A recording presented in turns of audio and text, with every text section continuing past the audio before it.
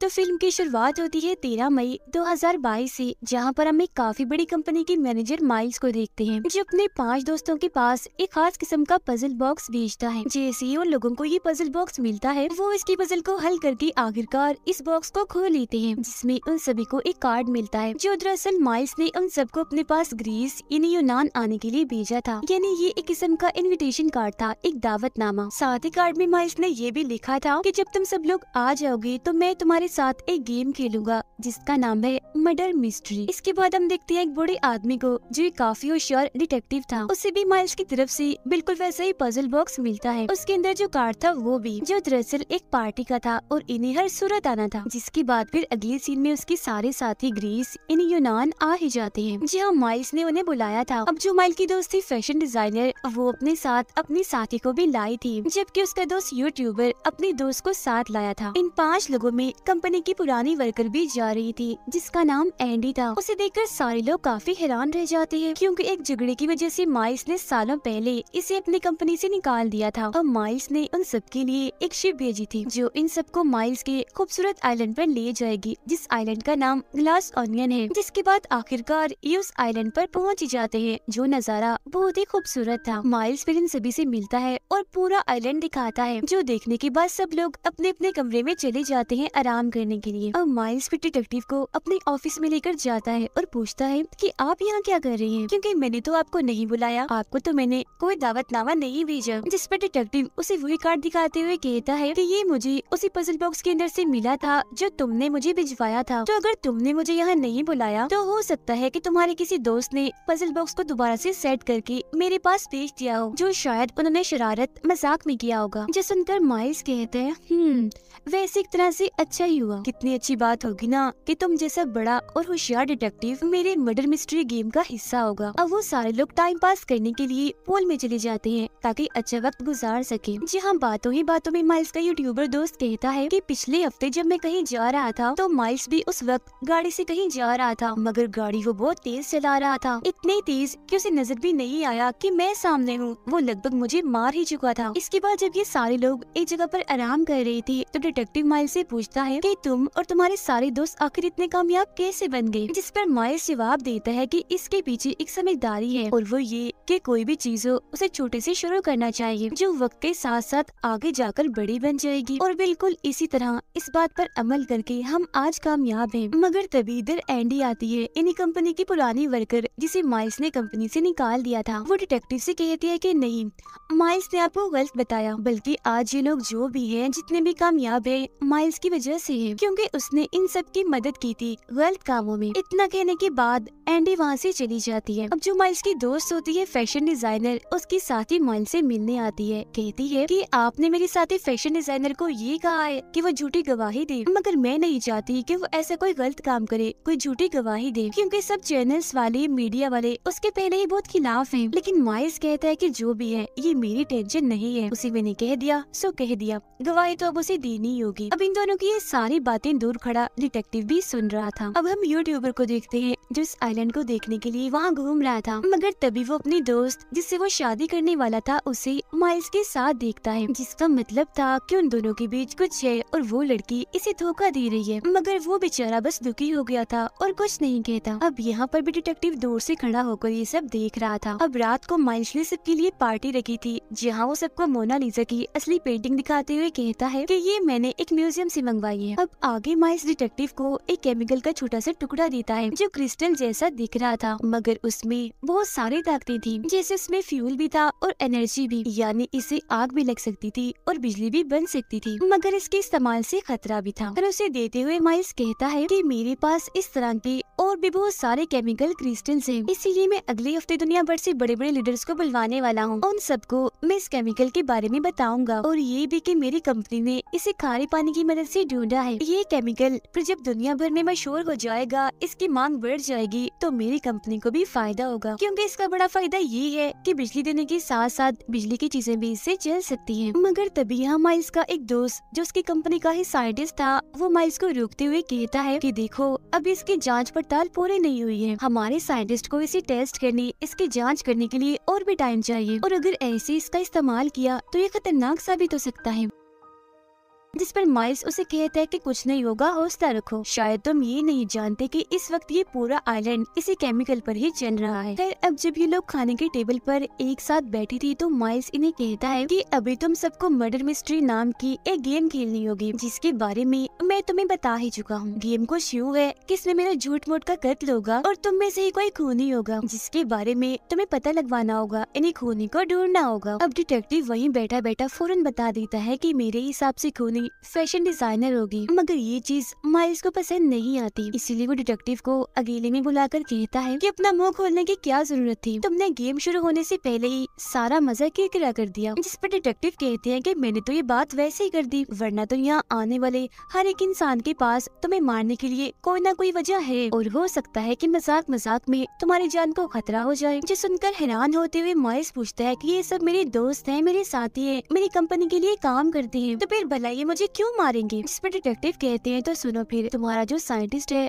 वो तुमसे जरा कुछ नहीं है, क्योंकि उसके मना करने के बावजूद भी तुम उस केमिकल पर काम कर रहे हो। तुम्हारी दूसरी दोस्त जो पॉलिटिशियन है उसको तो तुमने धमकी दी थी कि अगर उसने इस केमिकल के प्रोजेक्ट को पास नहीं किया तो तुम इलेक्शन किसी और को जितवा दोगी। इसके अलावा तुम्हारी दोस्त फैशन डिजाइनर, हालांकि वो नहीं चाहती और ना ही उसकी साथी चाहती है, मगर फिर भी तुम उसे मीडिया के सामने झूठ बुलवा रहे हो। यूट्यूबर को ये बात पता चल गई है कि तुम्हारे और उसके दोस्त के बीच कुछ है और वो उसे धोखा दे रही है तुम्हारे साथ मिलकर। रही बात तुम्हारी पुरानी दोस्त एंडी की, तो उसकी तो तुम्हारे साथ पुरानी ही दुश्मनी है, जिसका मतलब है कि तुम्हारे ये सारे दोस्त किसी न किसी वजह से तुम्हारे दुश्मन भी हैं। अब माइल्स डिटेक्टिव को अपने दोस्तों की एक तस्वीर दिखाता है, जिस तस्वीर के नीचे एक रुमाल भी रखा था, जिस पर पेन की मदद से एक पूरा स्केच बनाया हुआ था, जो देखकर वो बताता है कि मेरी कंपनी को शुरू करने का आइडिया मैंने एक बार में बैठकर बनाया था, जिसका नाम ग्लास ऑनियन है और इसी के नाम पर मैंने अपने आइलैंड का भी नाम रखा और फिर उस सारे आइडिया, सारे प्लानिंग को मैंने रुमाल पर लिख लिया और ये वही रुमाल है जिसे मैंने आज तक संभाल के रखा हुआ है। उधर एंडी की यूट्यूबर के साथ बहस हो जाती है, इसीलिए वो यहाँ से चली जाती है, जिसके बाद माइल्स और डिटेक्टिव भी यहाँ आ जाते हैं। अब तभी यूट्यूबर का मोबाइल बजने लगता है, क्योंकि गूगल की तरफ से उसे बहुत सारे नोटिफिकेशंस पैगाम आ रहे थे, जो देख पहले तो वो काफी हैरान रह जाता है, मगर बाद में वो सारे नोटिफिकेशंस माइल को दिखाकर हंसने लगता है। नोटिफिकेशंस देखकर माइल्स एकदम दंग रह जाता है, उसकी रंग उड़ गई थी। वो फौरन यूट्यूबर के गले लगकर उसे मुंह बंद रखने के लिए कहता है, जिसके बाद वो एक ऐलान करता है कि अब से मैं यूट्यूबर को अपनी कंपनी में एक बड़ी पोस्ट पर रख रहा हूँ, जहाँ ये काफी अच्छा कमा सकता है।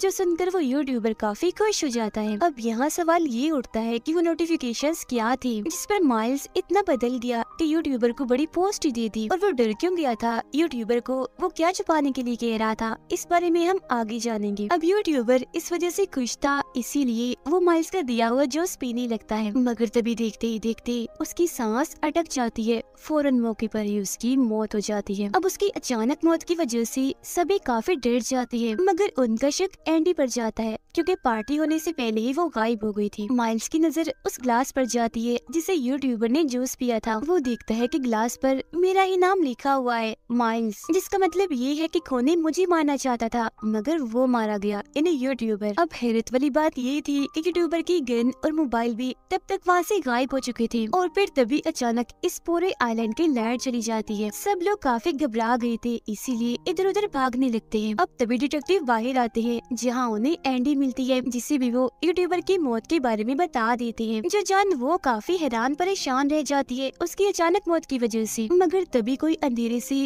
एंडी पर गोली चलाकर उसे भी मार देता है। अब इसी के साथ सीन पास्ट में माजी में चला जाता है, जहां हम गुजरा हुआ वक्त देखते हैं, जहां पर एंडी की जुड़वा बहन डिटेक्टिव के घर आई थी उनसे मिलने, उनसे बात करने के लिए। अब यहाँ हमें एक बड़ी हैरान कर देने वाली बात पता चलती है कि एंडी की मौत तो एक हफ्ते पहले ही हो गई है। कहा जा रहा है कि उसने सुसाइड किया है, मतलब खुद ही अपनी जान ली है। एंडी की जुड़वा बहन डिटेक्टिव को कहती है कि मैंने अपनी बहन एंडी की डायरी पढ़ी है, जिससे मुझे पता चला है कि उसकी जिंदगी में कोई टेंशन परेशानी नहीं है, वो बहुत खुश थी, तो फिर भला वो अपनी जान क्यों लेगी, जबकि सब कुछ तो ठीक था। इसीलिए मुझे उसके साथियों, उसके दोस्तों पर शक है कि उन्हीं में से किसी ने एंडी को मारा है और बाद में उसके कत्ल को सुसाइड बना दिया। इसीलिए आप ही पजल बॉक्स रखिए और कातिल को ढूंढिए, क्योंकि उसके सारे दोस्त वहीं जा रहे हैं माइल्स के पास। इसके बाद वो बताती है कि उस कंपनी को शुरू करने का आइडिया ख्याल सबसे पहले मेरी बहन एंडी को आया था, न कि माइल्स को। उसने फिर अपना सारा आइडिया प्लान एक रुमाल पर लिख लिया, लेकिन फिर 2 साल के बाद उस केमिकल को लेकर एंडी और और माइल्स के बीच झगड़ा होने लगा, क्योंकि वो नहीं चाहती थी कि इस केमिकल को इस्तेमाल किया जाए। इसीलिए माइल्स ने फिर कोर्ट में अपने दोस्तों की मदद से झूठी गवाही दी, मगर खुद को साबित करने के लिए सबूत के तौर पर एंडी के पास सिर्फ वो रुमाल ही था, जो इस केस के दौरान ही बदकिस्मती से कहीं गायब हो गया। जिसके बाद फिर माइल्स ने बिल्कुल वैसे नकली रुमाल बनाया जैसा एंडी ने बनाया था, और बस इसी वजह से मेरी बहन इस केस को हार गई। मगर फिर एक दिन एंडी को वो असली रुमाल मिल ही गया, जिसकी की कॉपी बनाकर और असली रुमाल को इन्वेलप लिफाफे में डालकर उसकी तस्वीर बनाई, जिसे उसने माइल्स के अलावा अपने सारे दोस्तों के पास भेजा, ताकि ये बात साबित हो जाए कि ये आइडिया सबसे पहले एंडी का ही था। मगर फिर अगले ही दिन एंडी की मौत हो गई और वो असली रुमाल भी कहीं गायब हो गया। ये सारी बातें सुनकर डिटेक्टिव समझ जाते हैं कि जरूर एंडी के दोस्तों में से ही कोई उसका खूनी है। इसीलिए वो एंडी की बहन को कहती है कि मैं उसके कातिल को ढूंढूंगा, मगर तुम भी मेरे साथ माइल्स के आइलैंड पर चलोगी एंडी बनकर, ताकि तुम वहाँ आए हर एक इंसान की जासूसी कर सको और सारी जासूसी करके जानकारी मुझे ला कर दो। जिसके बाद एंडी की बहन एंडी बनकर डिटेक्टिव के साथ उस आइलैंड पर आ गई। जासूसी करते हुए वो साइंटिस्ट और पॉलिटिशियन की बातें सुन लेती है। साइंटिस्ट बताता है कि जब उस केमिकल को इस्तेमाल किया जाता है तो उसमें से जहरीली गैस निकलती है, जो इंसानों के लिए काफी खतरनाक है। जिस पर पॉलिटिशियन कहती है कि मैंने इस केमिकल के प्रोजेक्ट पर मंजूरी नहीं देनी थी, मैं बिल्कुल भी राजी नहीं थी, मगर माइल्स की काफी कहने पर मुझे इस केमिकल को इस्तेमाल करने की मंजूरी देनी ही पड़ी, क्योंकि अगर ये प्रोजेक्ट रुक गया माइल्स किसी और को ले आएगा मेरी जगह, जिससे मैं बर्बाद हो जाऊंगी। फैशन डिजाइनर की जासूसी करते हुए एंडी की बहन को पता चलता है कि दरअसल माइल्स फैशन डिजाइनर को पैसे देने वाला था, ताकि वो ये झूठी गवाही दे कि ये कंपनी इसे बनाने का आइडिया माइल्स का है, न कि एंडी का। यूट्यूबर के बारे में उसे पता चलता है कि उसने जानबूझकर अपने दोस्त और माइल्स के बीच ताल्लुक बनवाया, ताकि अपने दोस्त के जरिए वो माइल्स की कंपनी में बड़ी पोस्ट पर आ जाए। जिसका मतलब था कि यहाँ पर हर कोई माइल्स का साथ इसीलिए दे रहा था क्योंकि ऐसा करने से उन सब का भी कोई न कोई फायदा था। अब जब एंडी की बहन सबकी जासूसी करने के बाद डिटेक्टिव के पास जा रही थी माइल्स की सच्चाई बताने, तो तभी उसके पास पॉलिटिशियंस और यूट्यूबर आते हैं। जहाँ पर पॉलिटिशियन, जो से एंडी ही समझ रही थी, कहती है, सुनो एंडी, तुम हम सबसे नाराज क्यों हो? जब तुमने इन्वेलप की तस्वीर भेजी थी तो मैं और साइंटिस्ट तुम्हारे घर आए थे, जहाँ पर यूट्यूबर पहले से ही मौजूद था। दरवाजा वो बजा रहा था, मगर अंदर से किसी ने भी दरवाजा नहीं खोला, और तो हमारे जाने के बाद फैशन डिजाइनर भी तुम्हारे घर आई थी, मगर तब भी किसी ने दरवाजा नहीं खोला। जिसके बाद एंडी की बहन ये सारी बातें जाकर डिटेक्टिव को बता देती है कि जब एंडी ने खुद को साबित करने के लिए उन्हें मेल की थी तो उसके दोस्त आए थे उसे मिलने, मगर दरवाजा नहीं खोला गया। अब ये जानकर डिटेक्टिव का शक उसके सारे दोस्तों पर से हट जाता है। मगर जब पार्टी में बहस होने के बाद एंडी की बहन पार्टी छोड़ के गई थी तो उसने जाकर सबके कमरों की तलाशी ली थी, लेकिन फिर भी उसे वो इन्वेलप कहीं नहीं मिला जिसमें असली रुमाल था। खैर ये सारी कहानी तो थी पास्ट माजी की। अब मौजूदा वक्त में हम देखते हैं कि किसी ने एंडी की बहन पर गोली चलाकर उसे भी मार दिया, मगर किस्मत से वो बच गई, क्योंकि वो हमेशा अपने पास एंडी की डायरी रखती थी, जो गोली जाकर उसमें घुस गई। लेकिन मरने का नाटक वो इसलिए कर रही थी क्योंकि डिटेक्टिव ने उसे ऐसा करने के लिए कहा था, ताकि सब लोगों को लगे कि वो मर गई है। अब तब इस बात का फायदा उठाकर एंडी की बहन माइल्स के कमरे में जाती है, जहाँ तलाशी लेने पर तस्वीर के पीछे वो इन्वेलप उसे मिल भी जाता है, जिसमें असली रुमाल था। जिससे यहाँ ये बात साबित हो गई कि एंडी को और किसी ने नहीं बल्कि माइल्स ने ही मारा है। अब यहाँ पर डिटेक्टिव माइल्स से कहते हैं कि मुझे पता चल गया है, तुमने यूट्यूबर के जूस में पाइनएप्पल जूस मिलाया था, क्योंकि तुम जानते थे कि उसे पाइनएप्पल की एलर्जी है, जिसके पीते ही उसकी मौत हो गई। अब इतनी ही देर में एंडी की बहन भी यहाँ आ जाती है, जिसके पास वो असली रुमाल भी था, जो देखकर डिटेक्टिव कहते हैं कि जब एंडी ने तुम सबको मेल की थी कि कंपनी बनाने का आइडिया मेरा है और उस आइडिया की कॉपी भी भेजी थी, तो तभी वो मेल साइंटिस्ट ने माइल्स को भी भेज दी थी, जो पढ़कर माइल्स को इतना गुस्सा आया कि वो सीधा एंडी के घर चला गया। वहाँ जाकर माइल्स ने उसका कत्ल किया और फिर रुमाल चुराकर वो फौरन वहाँ से निकल गया। गाड़ी वो काफी तेजी से चला रहा था, जिससे यूट्यूबर भी टकराने वाला था, और ये बात यूट्यूबर ने बताई भी थी जब हम सब पूल के पास थे। और जब यूट्यूबर को गूगल की नोटिफिकेशंस आ रही थी तो उसमें उसे पता चल गया था कि एंडी की मौत हो गई है। उसका शक फिर माइल्स पर ही गया था, क्योंकि यूट्यूबर ने माइल्स को एंडी के घर से निकलते हुए देखा था। जिसके बाद यूट्यूबर ने माइल्स को